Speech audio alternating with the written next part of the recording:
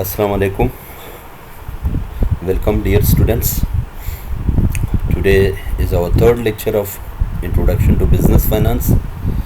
Today we will discuss the risk and return. The risk and return are the interconnected concepts, interconnected words. You are familiar with the risk and return.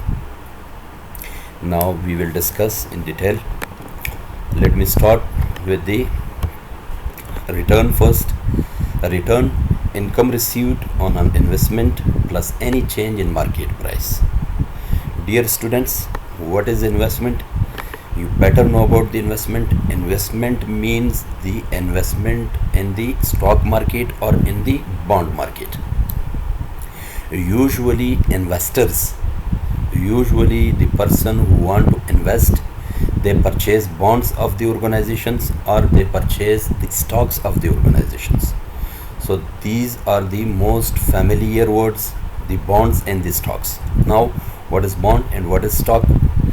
Bonds, when the organizations need money, want to raise fund for their organization, they issue either stock or bond. Both of them, issuing of stock or issuing of bond, both are the ways to raise the fund for organization. Both are the ways to raise the fund for the organization.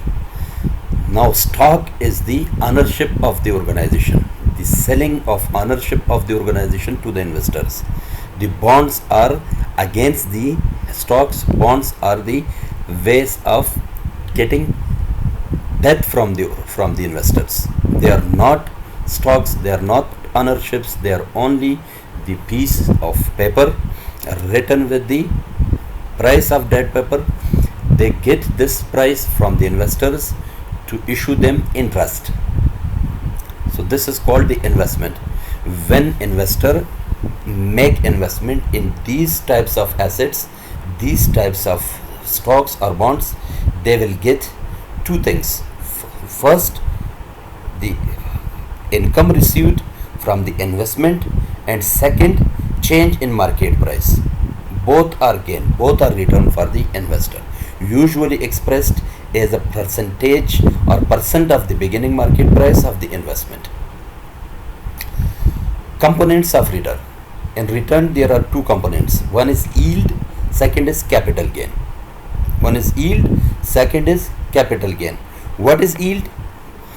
Yield, the most common form of return for investors, is the periodic cash flow or income. Cash flow or income on the investment, either interest from bonds or dividend from stocks. Dear students, before I told you that organizations issue bond to get fund from the investors or issue stocks to get funds from the investors.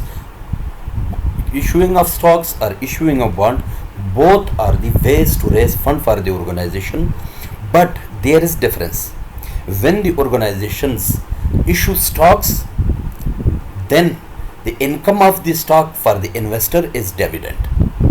When the organizations issue bonds, the income for the bondholder, the income for the investor on the bond is the interest.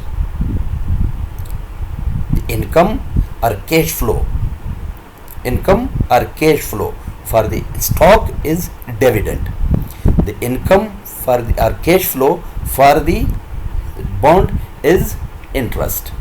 So yield, the common form of return for investor, is the periodic cash flow of income on the investment, either interest or dividend. It may be interest. If investor purchased the stock, he will get dividend. If the investor purchased bond of the organization, he will get interest on that bond. Next, the second component of return is capital gain, the appreciation or depreciation in the price of asset. When investor purchases a stock by $1,000, after a period of time, say 1 year, after 1 year, the price of this stock becomes $1,200. It means that the price of stock appreciated by how? By $200 or 200 rupees. So this 200 rupees is capital gain.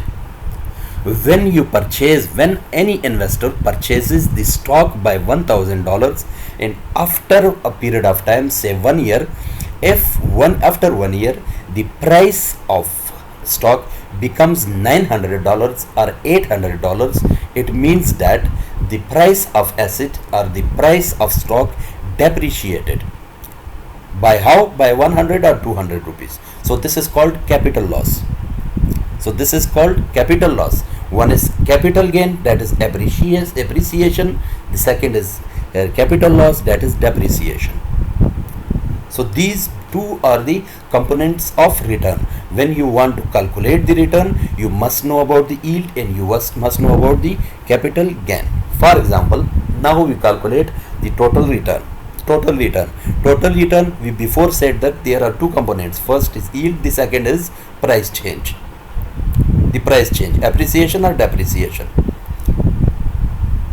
The formula for the total return is equal to TR. Total return is equal to D, dividend. Dividend plus PT, means current price, minus PT minus 1. It means that beginning price. One is current price, one is beginning price, divided by beginning price. So where total TR is total return, DT cash dividend at the end of the time period T, PT price of stock at time period T, PT minus 1 price of stock at time period T minus 1. It means beginning of the stock.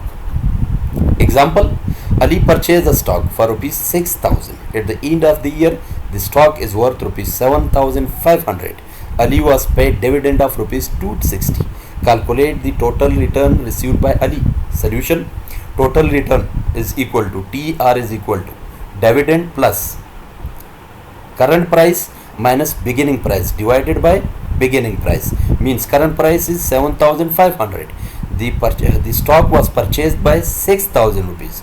7,500 minus 6,000, it becomes 1,500, 1,500 rupees, divided by 6,000, it becomes 0.293. It means 29.3% return was achieved by the Ali. Next comes the expected return. The investor cannot be sure of the amount of return he or she is going to receive. There can be many possibilities. Expected return is the weighted average of possible returns. We assign weight to the expected returns, with the weights being the probabilities of occurrence. We assign weight that must be probably will be achieved by the investor. For the expected return formula is the summation of, this is the summation sign, summation of all x's multiplied by probability of x, where x will represent the various values of return and the probability x shows the probability of various returns. Now let's do an example. Suppose if you knew a given investment had a 50% chance of earning return of rupees $10 or rupees 10, a 25% chance of earning 20 rupees, and there is a 25% chance of bearing a loss of rupees 10. What is your expected return? Now let's solve by the chart. Return of x, there is 50% chance of gaining of return of $10 or 10 rupees. There is 25% chance of 20 rupees. There is 25% chance of loss of minus 10 rupees. So P of probability of x, 50% chance multiplied by 10 rupees, it becomes 5. Again 25% multiplied by 20 rupees, it again becomes 5. Again 25% multiplied by minus 10, it becomes minus 2.5. When we total this, it becomes 7.5. So the expected return of the investor is 7.5 rupees. Next, relative return. The relative return is the difference between absolute return achieved by the investment and the return achieved by the benchmark. You better know about the benchmark. Benchmark means that any the price which is usually or common in the market. It means that everyone is gaining 20 rupees or 20% on any stock. So this is called benchmark. For example, the return on a stock may be 8% over a given period of time. This may sound rather high. It is high because you are gaining 8% profit by one stock. But if the return on the designated benchmark is 20% over the same period of time, then the relative return on that stock is in fact minus 12%. It means everyone is gaining 20%, but you are gaining 8%. There is high return. There is high return, but the benchmark is 20%. Everyone in the market is gaining 20% return on every stock, but you are gaining 8%. So 20 minus 8, it remains minus 12%. It means that you are losing minus 20% gain. You are losing minus 20% loss. You are losing minus 12% you are losing because benchmark is 20%. This is called relative return. Next, inflation adjusted return, also called a real rate of return. Inflation adjusted mean when in the return you concentrate on inflation. You adjust the inflation. After adjustment of inflation, the return is calculated. That is called inflation adjusted return. Reveals the return on an investment after removing the effects of inflation. Formula for inflation adjusted return is 1 plus return divided by 1 plus inflation rate minus 1. Let's do an example. Return on investment is 7%. R is equal to 7%.